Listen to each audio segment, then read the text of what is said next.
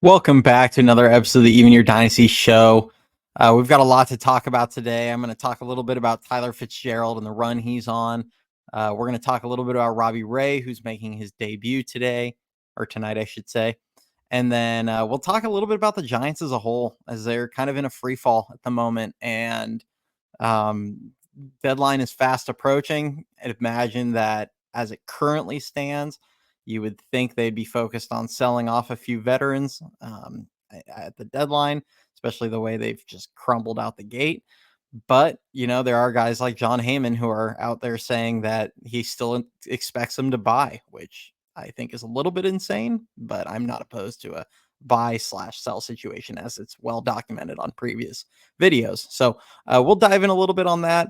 Welcome, everybody. If you're watching on YouTube at Even Your Dynasty Show, if you're watching or listening to us on Spotify at Even Your Dynasty Show, I appreciate the support from everybody.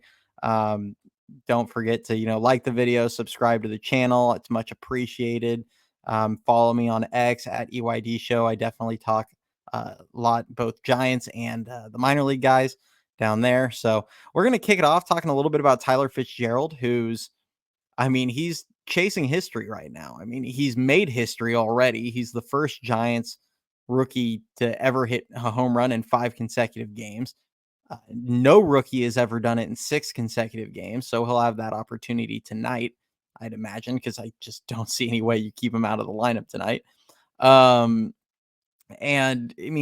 He's on a pretty impressive run, and we saw him do this earlier in Sacramento, where he hit like 6 home runs in a week in Sacramento. He can go on these little runs. He does have some nice power. He has, a good speed power combination. Pretty funny. I thought he could be kind of the Giants version of Chris Taylor.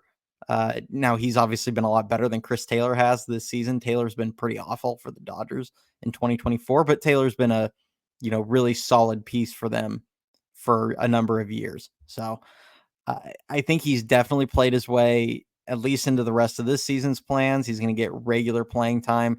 I think he's played his way possibly into their 2025 plans as a significant contributor. You look at his numbers so far this season, he's only received 100 plate appearances, 90 at bats.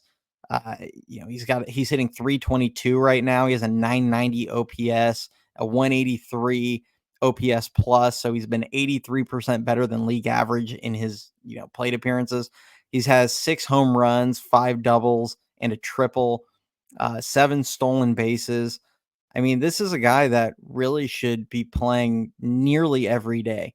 I think right now you could make a big argument to have him play shortstop every day. That's his most natural position, and then have Wisely playing second base every day. And to me, it's a very easy decision to move off of Tyro Estrada. I understand his value is probably at his lowest right now. You could hold on to him to try and see if he recovers some value, but frankly, I just think it's more important to get some of these young guys up, let them play, and you can get what you can from Tyro. And I'm just tired of holding on to declining players past when their value is at its highest and then just hoping for it to recover. That's how you end up with guys like Wilmer Flores still doing what he's doing right now, and Luke Jackson doing what he's doing right now, and Austin Slater, who they had for a full year before while his performance was down, hoping that he would turn it around. I just don't like doing that. It's different when it's a star caliber player that you're trying to, recover some value because it's a guy with huge pedigree that might draw a big package if you let him recover. Tyro Estrada, even at his best, isn't going to draw you some massive package.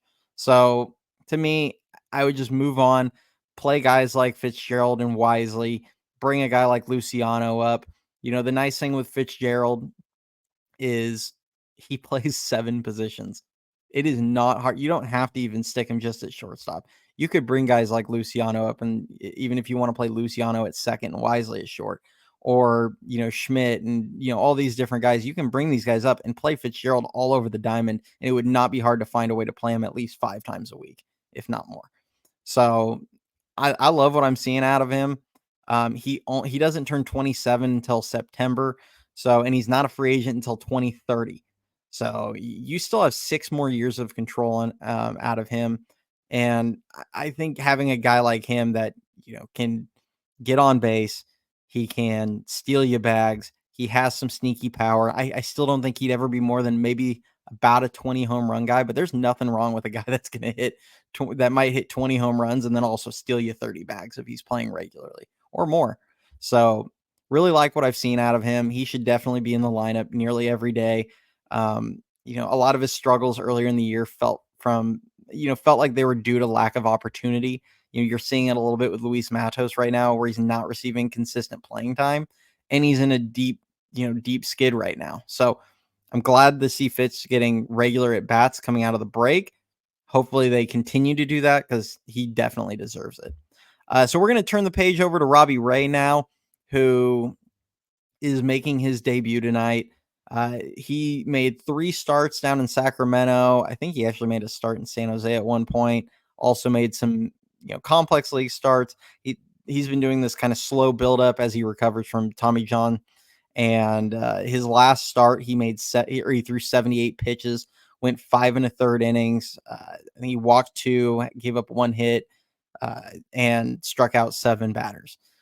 I watched that. I went back and rewatched that start. Fastball looks good. It's been having good life in the mid 90s, getting a lot of swing and misses. He has kind of that, not a total crossfire delivery, but he kind of turns his back almost on the hitter, and then especially he likes to throw that fastball inside to righties, and it's really effective. Breaking ball has looked solid. The command hasn't always been super sharp with it, but it has looked good. It does get some swing and misses. He can steal some strikes. They always say that the breaking ball is the last thing for them to get feel of as they return from Tommy John. So we'll see kind of how that looks going into this start today. But I'm excited to see him. I do think it's very unlikely that he is going to opt out. I think he's going to go through some struggles this season. Uh, he'll probably opt in. He'll have 2 years, $50 million total remaining on his contract. And he's part of the reason why I think the team is well positioned for 2025. I'm not ready to say this team needs to go into a full-on fire sale and just sell off everybody. Now, I've said I'm open to moving guys like Logan Webb if you get a king's ransom for him. Basically, you have to get a big overpay where you're getting multiple major league ready top 50 prospects, and you have to at least have the appearance that you've, air quotes, won the trade, because otherwise, for being honest, the fans are going to revolt if you trade him for a bunch of guys in A-ball, no matter how highly those guys are rated. So you would need to be able to see the result, see what you got back very quickly. But I don't think they're going to make that trade, and I'm not even pushing for them to make that trade necessarily. But a guy like Ray, where you can pair him with Webb up at the top of the order, and Ray has consistently been an innings eater, especially his last 3 healthy seasons. I see that as a step in the right direction for this team for 2025. You'll hopefully not burn the bullpen out nearly as fast, especially if Snell opts back in, has a full off season, and goes through his normal spring training and everything. I think you'll have 3 guys that are going to have a lot of success. Kyle Harrison will be more built up. Hayden Birdsong would be more built up. At that point, I'd feel pretty good. And then you still have guys like Jordan Hicks, Tristan Beck, and all those, and possibly guys like Carson Wisenhunt, who is in Sacramento currently. So excited to see what Ray has. Hopefully they can try and find a way to win today. It's been really frustrating watching them get just taken behind the woodshed by LA for 2 straight days. And they really just have to find a way to win. I said it makes no sense for this team to buy if they go anything worse than 7-4 in those first 11 games coming out of the break. Well, they're 1-4 already. Now, I don't expect them to go run the table these next 6, but you all know where I stand on this. So hopefully they can get a win today with Robbie Ray. You'll have Logan Webb tomorrow. That'd be an excellent way to get, try and find a way to split versus LA. I don't expect it, but that they need to try and find a way to win the next 2 for sure before they come back home to play 4 games against Colorado. So now, as I mentioned, we're going to talk a little bit about this free fall. Frankly, it's embarrassing to watch this team right now. Their offense is absolutely putrid. you have almost every veteran is skidding right now. Solaire's not putting together good at bats. Chapman's not putting together good at bats. Uh, Conforto's definitely not putting together good at bats right now. Guys like Tyro are struggling. You have Wilmer Flores, who just hasn't been able to get going the entire season. He hasn't been playing well. I mean, it's just up and down the order. I mean, I tweeted out yesterday that, and this isn't a shot at Patrick Bailey, because Patrick Bailey's been taking really good strides with his bat, especially this season, but just in general, as a roster, if you're having to hit Patrick Bailey cleanup in your roster, it just speaks volumes to how poorly constructed your roster is. Like, he is better suited to be a 6 or 7 hitter. He'll give you really good production if he's your, 7th place hitter. You're going to get really high level production for a guy out of your 7 hole. But if he's hitting cleanup, like, it's just that's just a terrible offense. Like, that's the reality. No legitimate contender is hitting Patrick Bailey 4th. Like, that's just where we're at right now. So it's been frustrating to say the least. The pitching's been a little bit hit or miss. You saw a couple guys, the bullpen imploded after a good Harrison start in Colorado in one start. You have, Logan Webb had kind of a rough outing in Colorado. Hayden has a great outing, gets sent down. Now, I'm not going to go on a tangent on Hayden Birdsong yet. He's going to get the start on the doubleheader day. And then he obviously has to have, I think it's 10 more days before he can come back up. I'm going to wait before I start trashing the organization for sending him down. I'm going to wait and see what they do out of that. Are they just going to give him a breather and then bring him back up and put him back in the rotation? If they do that, then that's fine. That's good that's good foresight. That's good, managing, workload, whatever you want to call it. Like, I can live with that. But if he's going to end up sitting down in Sacramento making starts, then I'm going to have serious questions about competency of this front office. Not that I don't already have those questions, but I will wait on that one. I'm not going to just jump the gun and start screaming and yelling and shaking my fist. But you also have Jordan Hicks, he hasn't made, this is the reality. The last time Jordan Hicks made a good start was, I think, June 17th. And so it's been over a month. And then the previous good start from him was May 25th. I sent that tweet out as well.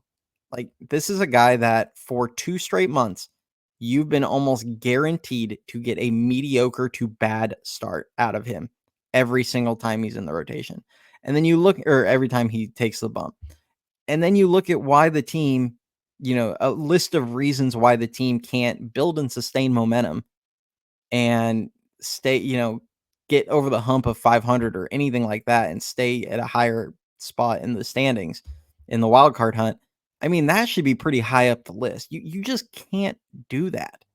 And I'm not saying to end this experiment on him starting games as a whole, but he needs to go to the pen for 2024. He is very clearly ran into a wall, and he's just not good right now. Like, that's the reality. He needs to go to the pen where he can just empty the tank one inning at a time. And next season, hopefully his arm is more built up and he's ready to, take on a higher workload.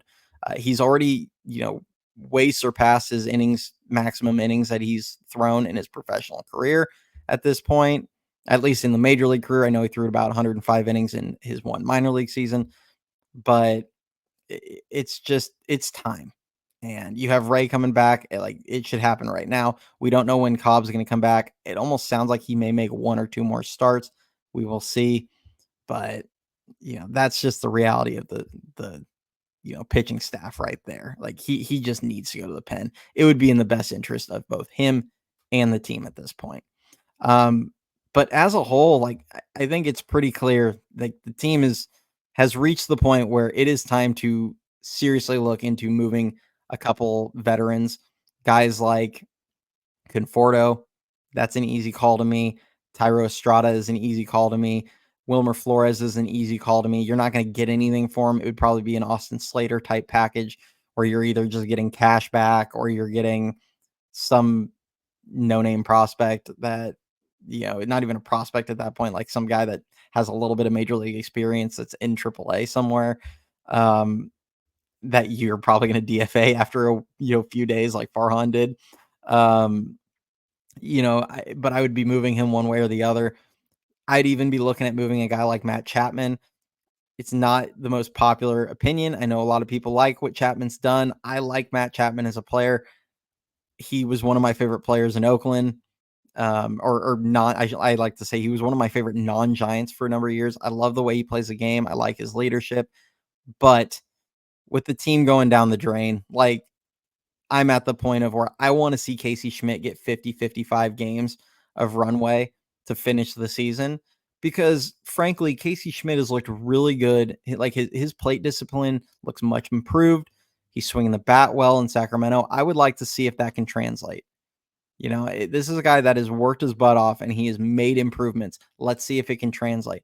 If you like what you see, you put him at third base going into next season and you're set there. And if you don't like what you see, you can just as easily potentially try and re-sign Matt Chapman in the offseason, or try and sign an Alex Bregman, or try and sign in Ha-Seong Kim. Like, there are options at third base in the offseason that you can pursue. Or maybe you try and move Marco Luciano to the hot corner, or Fitzgerald to third. Like, there are so many avenues that you can go on. So go get what you can, because Chapman does have some value. He would be a guy that would probably get you a decent prospect back. And I do find it likely that he's going to opt out. So you can make some of these moves and not negatively affect your ability to compete in 2025 in any capacity. So that's where I'd be looking. Snell's a little bit of a tough case. I'm not sure you're going to get what you can, enough value, but if you can, I'd be open to moving him. As I mentioned with Webb, I'm not looking to move him unless I get a big overpay. And probably a guy like Camilo Duvall, Tyler Rogers.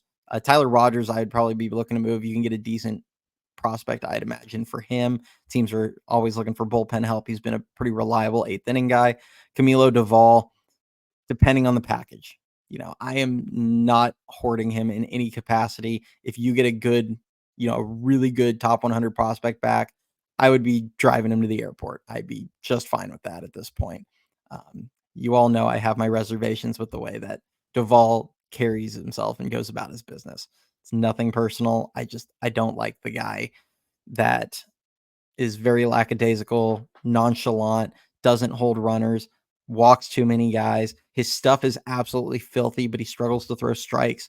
Like, it's just, he just doesn't have the sense of urgency that I want out of a closer. And because of that, if you get a team that's desperate for pitching, whether that's the Yankees, the Orioles, whoever, go get a really good prospect for him and make that deal. I would do that in a heartbeat. That's me. So that's all I have for today. I am going to be joining Dan over on NorCal Sports Network tonight. So, hop on there and check out the live feed for the post game tonight. Other than that, appreciate all you guys. Go in the comments. Tell me if you think I'm nuts on some of this, or if you agree, whatever you want. But I appreciate the support I get from all you guys. And go Giants, and I'll catch you all later. See ya.